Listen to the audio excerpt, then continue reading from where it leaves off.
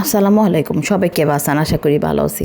আপনাদের সিরাজগঞ্জের গেদি আজকে খুব সহজভাবে জলপাইয়ের আচার বানাবি। যারা নতুন তাদের এলাকা খুবই পারফেক্ট। ভাতের মধ্যে টক জাল মিষ্টি না হলে কি ভাল থাকে কন দেহি। প্রথমে ভাতের মধ্যে একটু টক লাগবে, একটু ডাল লাগবে, আলু ভর্তা লাগবে, তাহলে না ভাত খাওয়া জমবে শীতের দিনে। আপনাদের কেমন লাগে জানি না।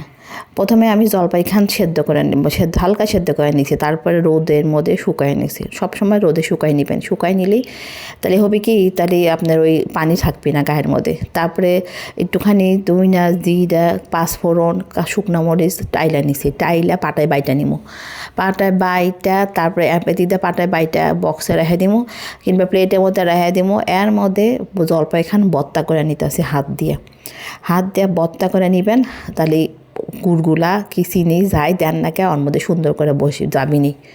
এর মধ্যে কড়াইয়ের মধ্যে তেল দিবেন, 5 লিটারের তেল আনলে আমার 2 দিনও যায় না। এই ভাজা পোড়া খাতি আর এই মুখরোচর জিনিস খাতি আচার বানাতে আমার সব তেল শেষ হয়ে যায়। এর মধ্যে তেল দিয়ে এলাচ, দারচিনি, তেজপাতা দিয়ে দিলাম বাসনা করার লেগে। অনেকে পেঁয়াজ রসুন বাটাও দেয়, আদা বাটা দেয়, আমি কিচ্ছু দিই নাই। খুবই সহজভাবে দেখাইছি, দেখেন এরকম করে আপনারা আচার বানাতে পারবেন।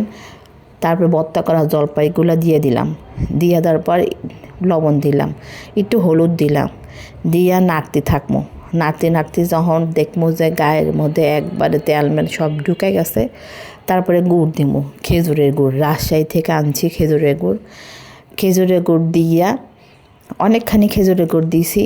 দিয়া তখন নাড়তে দেখা যাইতেছে অল্প একটু নাড়তে আসি, কিন্তু অনেকক্ষণ নাড়তে যখন একদম কালার চলে আসবি, তখন নামানোর আগে ওই মশলা দিয়ে দিবেন। যে মশলা গুঁড়া করে রাখছিলেন সেই মশলা সুন্দর করে দিয়ে দিবেন।